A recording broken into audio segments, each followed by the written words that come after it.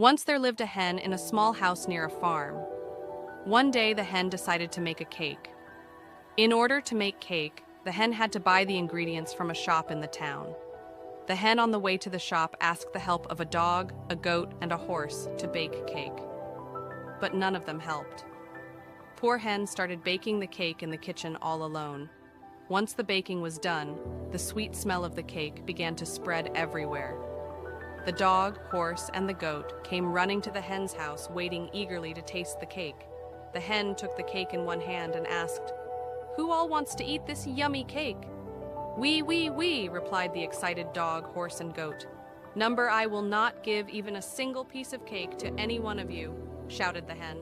"When I asked for help, none of you came to help me. Now don't come to eat cake as well." The dog, horse, and goat walked away from the hen's house with bowed heads.